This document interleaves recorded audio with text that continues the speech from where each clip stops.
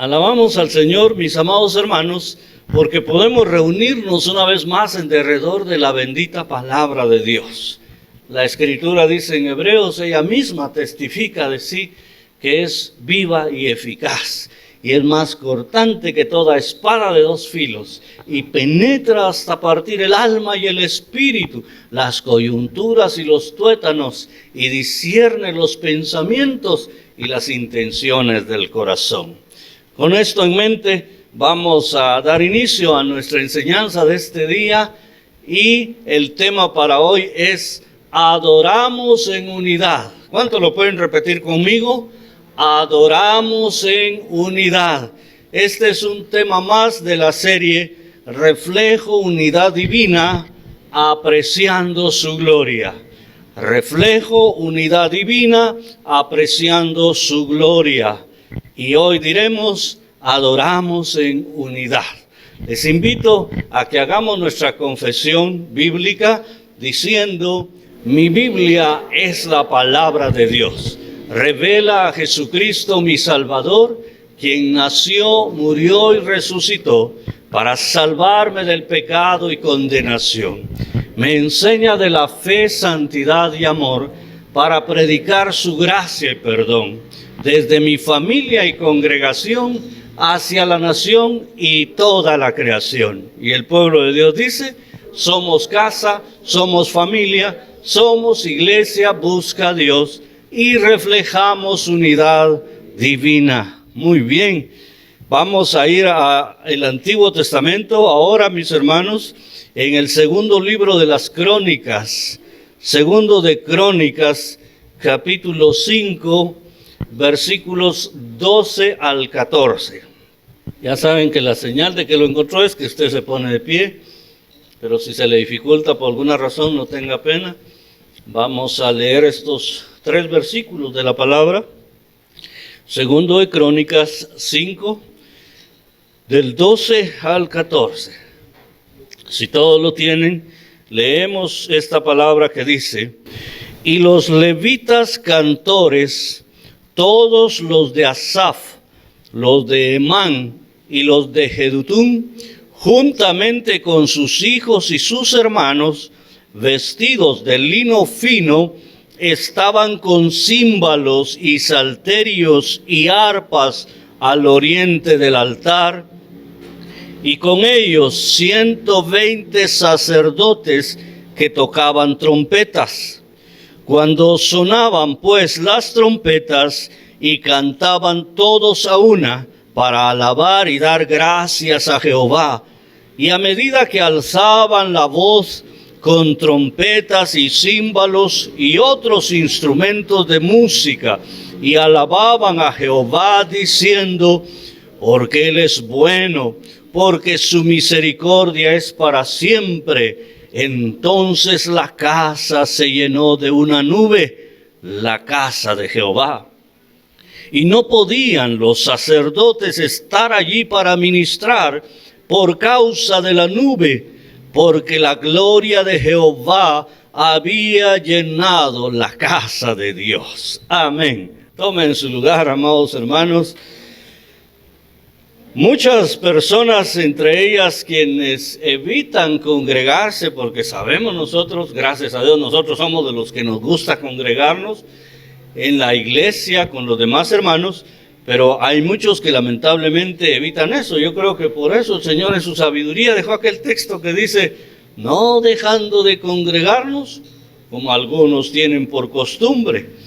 Pues los que no tienen esa costumbre, entonces ellos dicen que en su casa ellos pueden alabar a Dios, que ellos pueden estar en la presencia de Dios. Y yo les pregunto a ustedes, ¿eso es cierto? Por supuesto que es cierto. Todos en nuestra casa, aquí hemos recibido testimonios. Yo recuerdo que hermana Sandrita es una que nos ha testificado de tiempos especiales que ella ha tenido en la presencia del Señor, allá en su hogar, solita ella incluso. Y quizás cada uno de nosotros hemos tenido alguna experiencia de alabanza en la presencia del Señor en nuestros cultos familiares que ahora hemos acostumbrado desde el año pasado.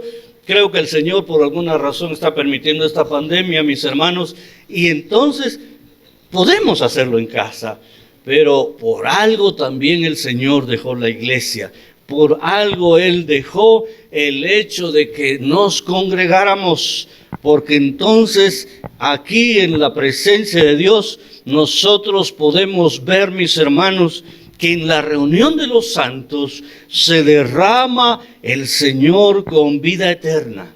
Se derrama con presencia de su Espíritu Santo y hace imparticiones del Espíritu sobre su pueblo. Ese nivel no se puede alcanzar si usted está solito en su casa.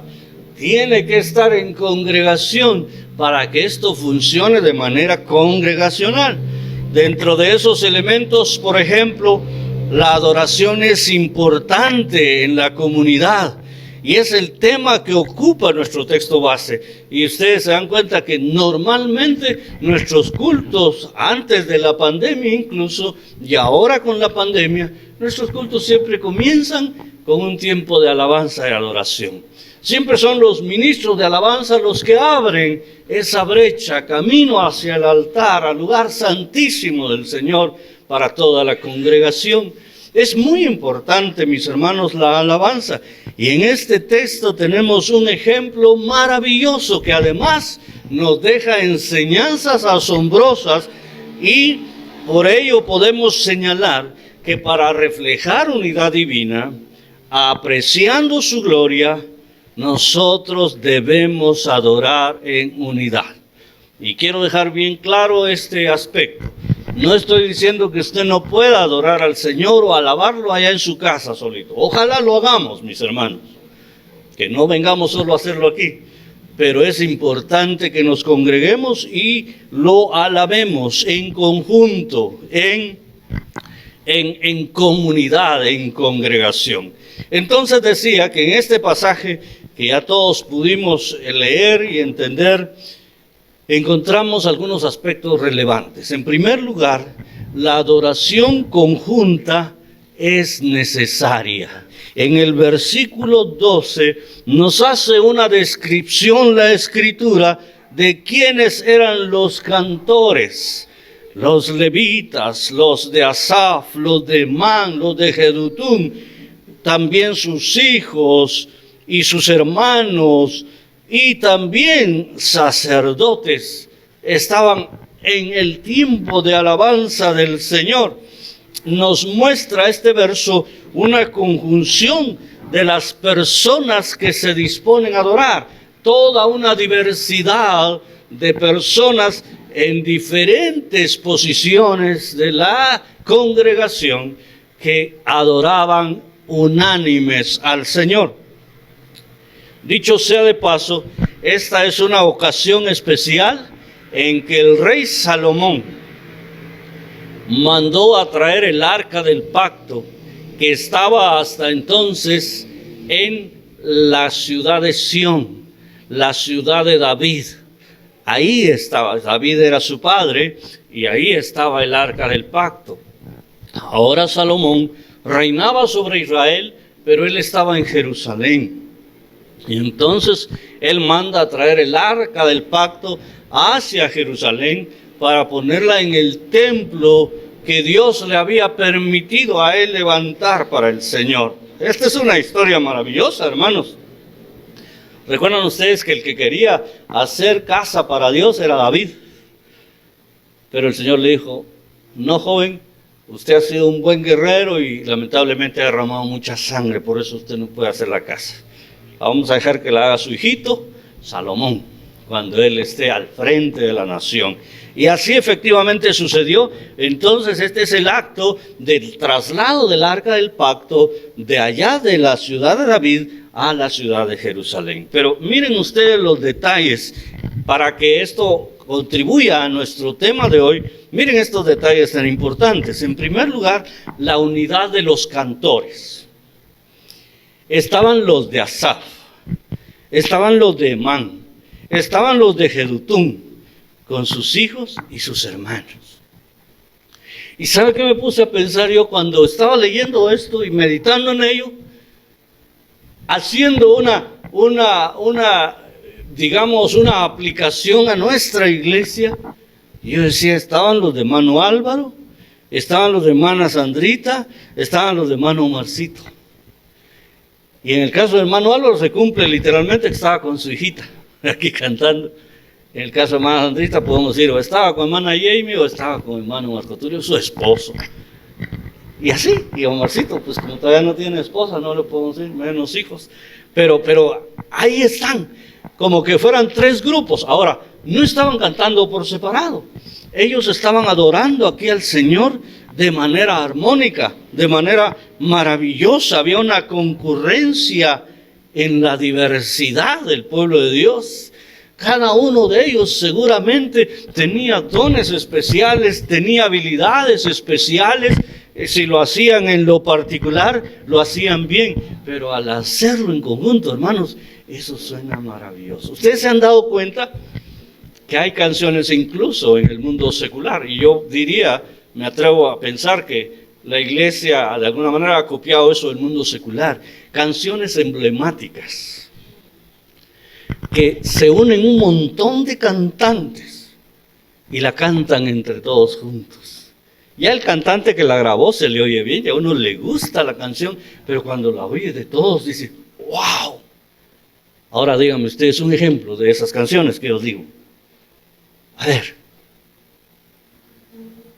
¿Ah? No sé, de canción del mundo, estoy hablando secular. Después vamos a entrar al mundo cristiano. A ver, ayúdenme, no tengan miedo de decir, porque yo no lo voy a acusar, usted está oyendo música mundana, hermano.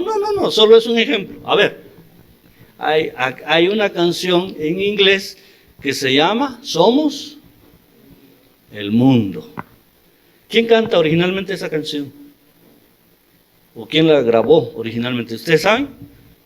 No sé, no estoy seguro si fue Michael Jackson o uno de ellos, pero yo la escuché cantada por un montón de cantantes, incluso niños. Y qué lindo, es que el mensaje que contiene esa canción también es bueno, no es malo. Que no adora a Dios es otra cosa, pero es algo especial. Pero dentro del ámbito cristiano hemos escuchado canciones. Hoy mismo yo estaba escuchando una que se llama Mi esperanza está en ti.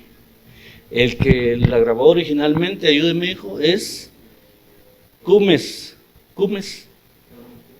Cummins, correcto. Y a mí me gusta escucharla con él, pero estaba viendo ahora en el YouTube que ya hay una versión donde intervienen un montón de artistas y con diferentes voces, diferentes, como dicen en el mundo de la música, diferentes tonos, diferentes colores de voz, etcétera, etcétera, y matices de voz. Y se oye excelente, hermanos. Y si esta canción es para adorar a Dios, ¿se imaginan ustedes lo que a Dios le agrada esto? Y algo similar estaba sucediendo aquí en la unidad de los cantores. ¡Qué maravilla! Pero me llama también la atención sus vestiduras. Dice aquí que ellos estaban vestidos, dice la palabra en el versículo 12, de lino fino. Esas eran sus vestiduras. El lino fino, bíblicamente, mis hermanos, tiene una connotación muy importante, porque la misma Escritura dice que el lino fino son las acciones justas de los santos. De por sí, a mí esto me dice que todo aquel que es un adorador del Señor debe estar lo más presentable para adorar al Señor, con sus mejores galas cuando sirve al Señor. Y aun si no lo sirviera, si no le tocara su turno, esa es la idea que transmite este versículo. Pero además, cuando vemos que habla de las acciones justas, eso quiere decir que ellos estaban presentándose con una actitud de justicia y con una vestidura limpia que tiene que ver con la santidad en nuestras obras, en nuestro quehacer cotidiano, en nuestro quehacer diario. Eso es las acciones justas. Y además, si agregamos el detalle que habla de que 120 sacerdotes estaban con trompetas también. ¿Oyeron bien? 120 sacerdotes. Ustedes se pueden imaginar cómo era aquel concierto para el Señor, hermanos.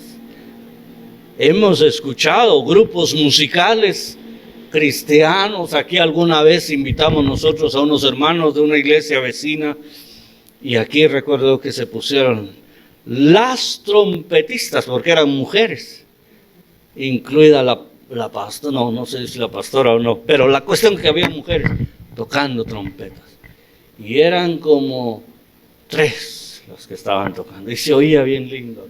Y aquí dice que 120. Imagínense ustedes, hermanos, cómo sería aquella adoración y cómo se sentiría el Señor. Pero aparte tenemos que hablar de los instrumentos. Ya hablamos un poco de las trompetas, pero aquí menciona otros instrumentos. Y yo no sé si ustedes conocen esos instrumentos, hermanos, porque además la mayoría son instrumentos de uso antiguo. Los instrumentos de ahora son diferentes, pero aquí habla de címbalos, habla de salterios, habla de arpas y de trompetas. Empecemos de atrás para adelante, porque creo que los últimos son los que más conocemos nosotros. ¿Cuántos conocen las trompetas? Creo que todos, ¿verdad? Hasta en los desfiles usan las trompetas ahora. ¿Cuántos conocen el arpa? Tal vez nunca hemos visto un arpa en vivo, pero sabemos cómo es el arpa. Lo hemos visto en las películas, en la televisión, y lo vemos en imágenes del internet. Conocemos cómo es un arpa. ¿Cuáles son los salterios, hermanos? El salterio no es el saltador, es el salterio. Fíjense que ahí ya nos detenemos un poco, ¿verdad? Porque ya no es tan conocido para nosotros, y yo me incluyo. Tuve que entrar a internet, buscar salterio, y resulta que el salterio es un precursor de la guitarra, porque es un instrumento de cuerdas así larguito, pero está hecho en forma de triángulo. Pues hay otros diseños, pero el que vi yo es forma de triángulo con sus cuerdas y con una caja de resonancia al estilo de la guitarra de madera, ¿verdad? Y ese es el salterio. Ese era el otro instrumento que utilizaban. Pero también dice los címbalos. ¿Cuántos conocen los címbalos? Y los címbalos no son otra cosa que los platos aquellos que se usan en la batería. Pero así como los usan a veces en los desfiles también, que son 2 platos que la persona lleva los dedos aquí metidos y los van sonando. Esos son los címbalos. Pero nuestro mensaje no pretende dar una lección de instrumentos musicales, porque no estamos en el conservatorio. La idea aquí es que notemos la diversidad de instrumentos que utilizaban para alabar al Señor. Los que estaban a su alcance, los que estaban a su disposición. Eso me dice a mí que puede ser que hoy tengamos, o en X o Y iglesia, tengamos más o menos instrumentos musicales, pero hagamos uso de los que tengamos y hagámoslo lo mejor posible, porque es para la adoración a Jehová. En este sentido, la iglesia en su desarrollo ha tenido diversas etapas también. Yo sé que ustedes son bastante jóvenes y no saben que hace, por ejemplo, a unos 4 o 5 décadas atrás, usar batería en la iglesia era pecado. Para muchos eso era una insolencia, era faltar el respeto a Dios. La música en esos años, estoy hablando unos 50 años atrás, todavía era música sacra, música de piano nada más, música suave para Dios. Entonces ya meter la batería, que era la que más ruido hacía, eso ya sonaba a falta de respeto. Pero aquí yo aprendo que cada época, cada iglesia tendrá instrumentos a su alcance para alabar al Señor. Ahora les pregunto, ¿cuáles son los instrumentos que nosotros tenemos más a nuestro alcance o a nuestra disposición para alabar al Señor? Alguien que quiera ayudarme. A ver. Perdón, no escucho. Estoy un poco, ya mi esposa ya me declaró sordo oficial. La guitarra, muy bien. ¿Cuántos saben tocar guitarra? ¿Acá? Ahí está. Entonces no está a nuestra disposición, porque nadie sabe tocar guitarra. Yo solo aprendí la, re, do, re, la, mi, do. Ah, no, esa es otra cosa. Pero ¿qué otro instrumento? A ver. Ah, la voz. ¿Cuántos saben hablar? ¿Y cuántos saben cantar? Aunque sea desafinaditos, pero cantamos, hermanos. Tenemos la voz. ¿Qué otro instrumento tenemos nosotros? Ah, nuestras manos. Recuerdo a la pastora Anita de Madrid. Anita digo porque así le dicen. Ana de Madrid, ahora es viuda de Madrid. Ella vino una vez aquí también con nosotros a hablarnos de la alabanza. Y ella dijo, no sean tan simples para alabar con sus manos. No, denle arte. Y nos enseñó, háganle así, háganle diferentes formas para alabar con sus manos, usted lo puede hacer. Pues a mí se me quedó un poquito, pero no todo lo que ella explicó. Y hermanos amados, es increíble. Pero nosotros tenemos muchas formas de alabar al Señor.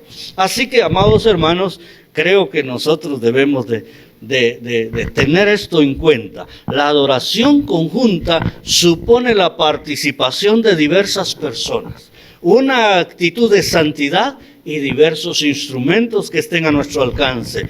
Preparemos nuestras vidas para que la adoración verdaderamente haga descender la gloria de Dios sobre nosotros, como vamos a ver que ocurrió aquí. Pero para que ustedes tengan un cuadro más completo, cuando regresen a casa lean el Salmo 150 y se darán cuenta que ahí dice, todo lo que respire, alabe a Jehová. Y entonces yo he oído ministros de alabanza, hermano, todos vamos a alabar al Señor, excepto si usted no está respirando, tiene derecho a no alabar a Dios. Pero el hecho que no esté respirando, ¿qué significa? Que tenemos que ir a visitar al Señor del cementerio otra vez. Porque el que no está respirando no está viviendo. Todo lo que respira, y eso incluye incluso a las plantas, los árboles, los animales, todo lo que respira. Qué lindo ese salmo, hermanos. Pero vamos a continuar con nuestro pasaje aquí, porque lo otro que vemos y aprendemos en este pasaje precioso de Crónicas es que la adoración conjunta atrae la presencia divina. Versículo 13 dice, cuando sonaban pues las trompetas y cantaban todos a una para alabar y dar gracias a Jehová, y a medida que alzaban la voz con trompetas y címbalos y otros instrumentos de música, y alababan a Jehová, diciendo, porque Él es bueno, porque su misericordia es para siempre. Entonces la casa se llenó de una nube, la casa de Jehová. Este verso es elocuente en cuanto a la presencia de Dios manifestándose en medio de la alabanza y en medio de la adoración que todos daban a una voz al Señor. Cuando dice a una voz, no es que todos cantaban el mismo tono de voz o que iban bien sincronizados, que había armonía, que había una alabanza de conjunto, que todos tenían el mismo deseo de alabar al Señor, adorando a una, en conjunto, instrumentos y voces. Aquí es donde se combinan los instrumentos y las voces a una. Insisto, hermanos, significa que haya armonía, que haya complementariedad de una y otra cosa. Los instrumentos se complementan unos a otros. Nuestras voces se pueden complementar unas con otras para dar alabanzas al Señor. Esto se llama armonía, esto se llama sincronización. Y por eso es importante la alabanza congregacional. Y es así, por más que me diga, usted no la puede hacer en su casa, porque a lo mucho habrán 4 o 5 que son miembros de su familia, pero aquí usted va a alabar junto con los demás hermanos de la iglesia y de la congregación. Entonces la adoración se vuelve conjunta en todos aquellos que se habían reunido en la casa del Señor. La otra cosa es la esencia de la adoración. Primero, adoraban a una. Segundo, ¿cuál era la esencia de la adoración? Y en este verso vemos que alababan y daban gracias al Señor. Alababan y daban gracias al Señor. ¿Por qué alabamos nosotros al Señor? Una, porque reconocemos su grandeza, lo que Él es.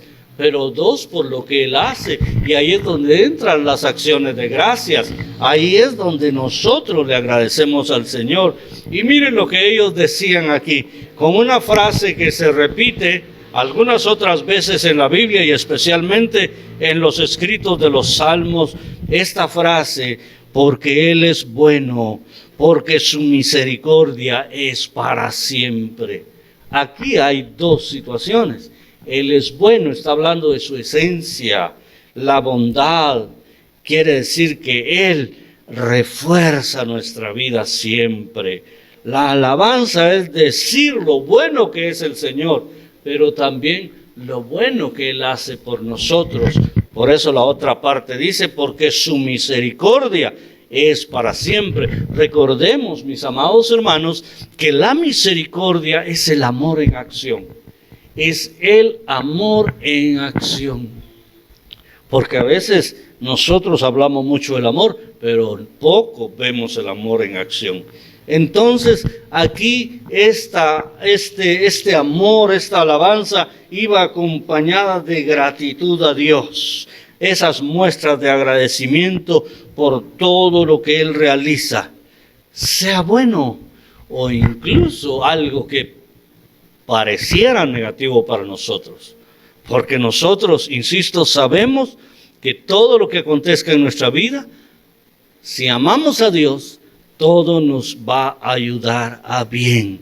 Entonces, mis hermanos, esa misma esencia de Dios nos lleva a proclamar que Dios es bueno. Quiere decir que siempre refuerza la vida del ser humano. En tanto nuestra comunión con Dios sea permanente, nuestra vida será reforzada desde lo alto. Y su misericordia, ese amor, como dije, en acción, pero es básicamente amor por los que están en condiciones de miseria. Tal vez nosotros no estemos en condiciones de miseria, pero delante de Dios, hermanos, nosotros somos dignos de su misericordia. Por eso yo, cada vez que oro, cada vez que le pido a Dios por alguien, incluyo el que haga misericordia con esa persona. Porque la verdad, hermanos, es que muchas veces nuestras vidas, nuestras acciones, nuestros proyectos no están respaldados por el Señor. Y entonces necesitamos que la misericordia de Dios venga sobre nosotros. Que Él haga misericordia en nuestras vidas para que las cosas salgan bien. Y la tercera cosa en este punto es el incremento de la adoración atrae la presencia divina. Es llamativa la forma en que el Señor, el escritor dice aquí, y a medida que alzaban la voz, habla de algo que va creciendo, de algo que va alcanzando niveles superiores, de algo que se va incrementando. Entonces, en la medida en que ellos alzaban la voz y adoraban a Dios con aquellas frases, con aquel acompañamiento de música, ahí comenzó a suceder algo. Noten que es una manera de provocar la gloria del Señor en nuestras vidas, la alabanza congregacional, dada con las características que estamos mencionando. ¿Y qué fue lo que ocurrió?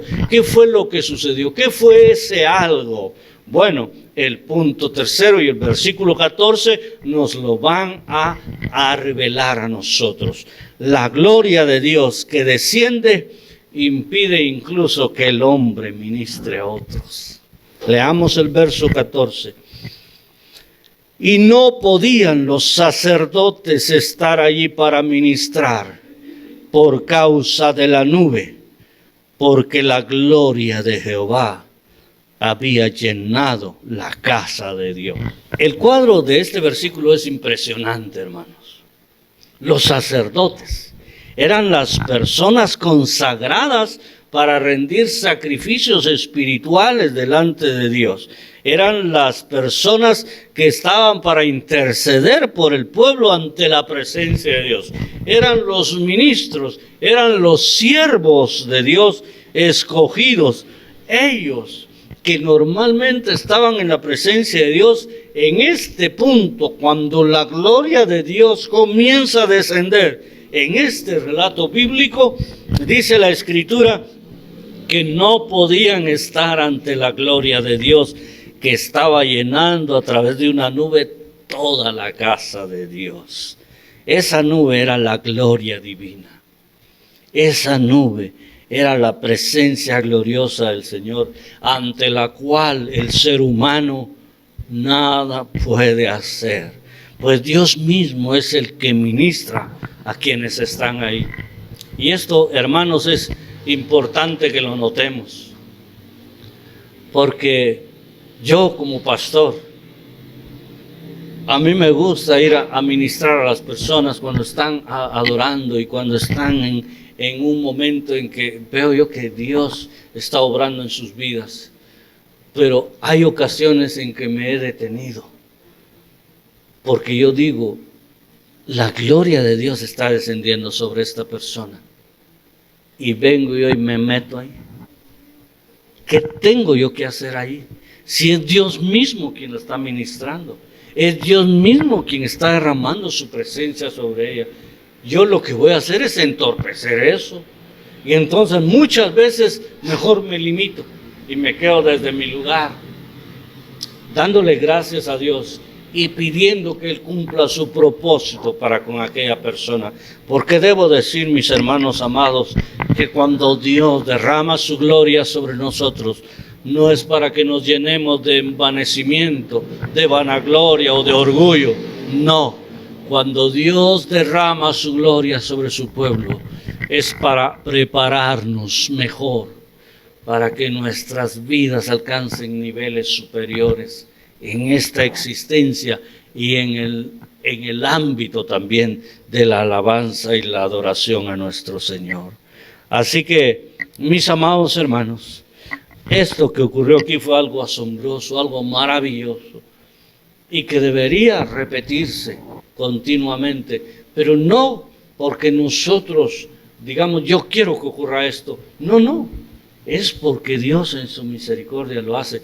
Lo que nosotros necesitamos hacer es lo que dice el pasaje al principio, es congregarnos, es alabar juntos, es usar los instrumentos que tengamos a nuestro alcance y es alabar en armonía, en unidad al Señor. La gloria de Dios debe ser anhelada por cada uno de nosotros. Por lo tanto, deberíamos anhelar reunirnos. Y por eso entiendo y agradezco a aquellos que durante 10 meses dijeron, hermano, ¿cómo es posible que no nos reunamos? Y yo agradezco esa preocupación, pero resulta que no podíamos hacerlo. Sencillamente no nos era permitido hacerlo. Pero sé que a muchos les hizo falta reunirnos en la casa del Señor. Ahora tenemos esta posibilidad. Pasamos 2 semanas en donde yo dije, Señor, perdónanos si estamos transgrediendo alguna disposición, porque yo sí estoy seguro y tengo guardado el artículo de prensa libre donde decía que en rojo se podía reunir la iglesia con el 25% del aforo. Así que hace 15 días, hace 2 semanas, cuando nos tocó caer al rojo como municipio de Guatemala, entonces dijo aquí, ¿hacemos o no hacemos servicio?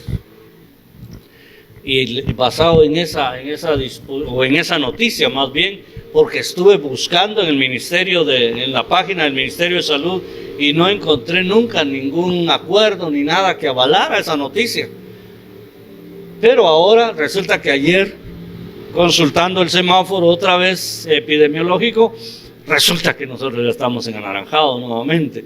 Entonces eso nos da más libertad para reunirnos. No quiere decir que actuemos más confiadamente, que no cumplamos los protocolos, que no usemos bien la mascarilla, que no apliquemos gel, que no tengamos cuidado. No, mis hermanos, pero sí tenemos la oportunidad de seguirnos reuniendo para adorar juntos al Señor.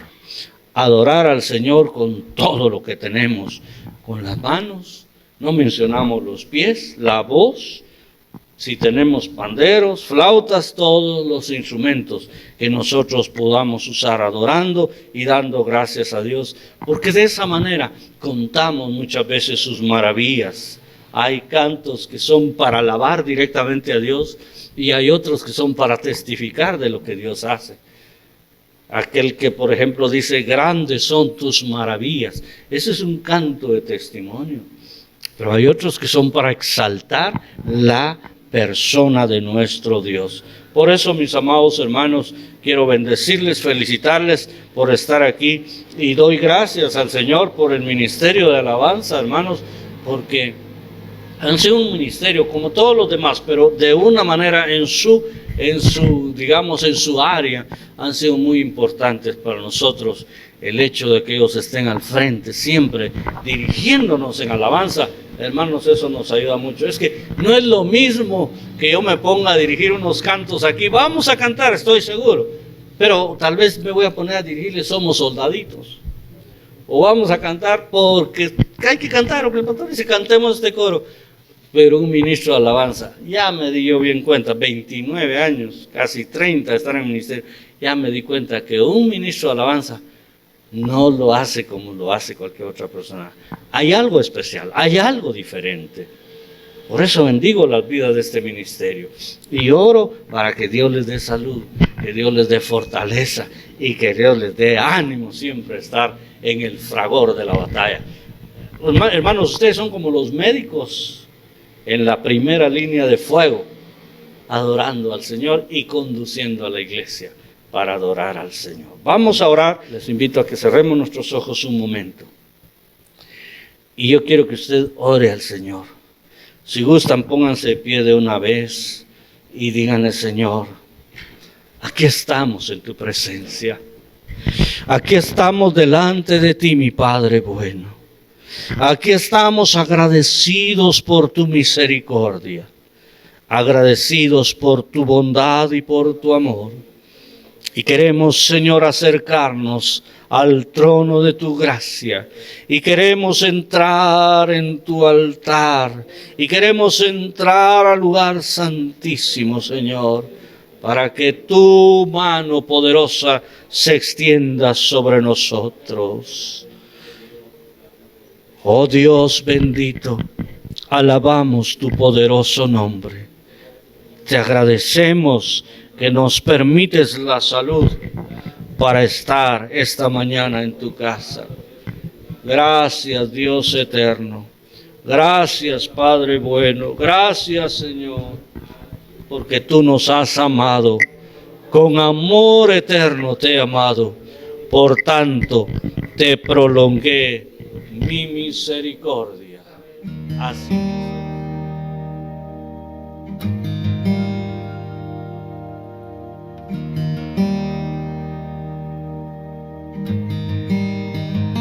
Qué gran abismo nos apartaba,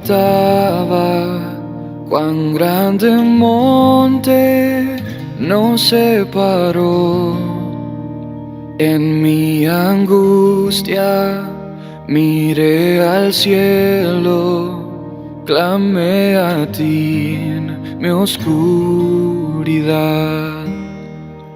Y en mis tinieblas tu amor perfecto apareció y me rescató. Es por tu obra soy perdonado, mi esperanza está en Jesús. ¿Quién pensaría en tan grande gracia? Amor que no puedo entender. El Dios eterno bajó del cielo para cargar con mi dolor. La cruz ha hablado, soy perdonado, me ha redimido el Salvador. Hermoso Cristo, soy tuyo siempre, mi esperanza está en Jesús. Aleluya, alabanza al que venció. Aleluya, a la muerte derrotó, las cadenas él rompió. En su nombre hay salvación, mi esperanza está en Jesús. Aleluya, alabanza al que venció. Aleluya, a la muerte derrotó, las cadenas él rompió. En su nombre hay salvación, mi esperanza está en Jesús.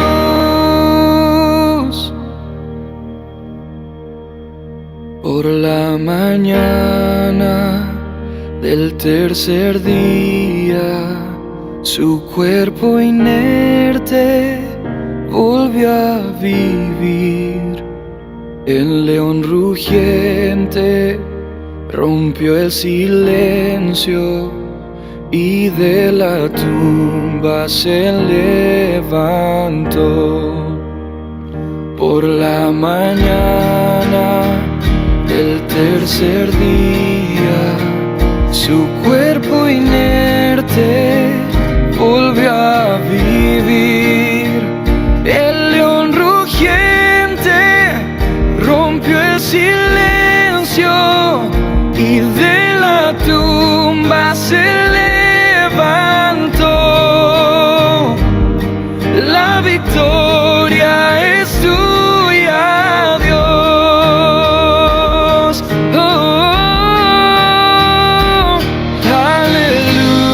Aleluya, alabanza al que venció.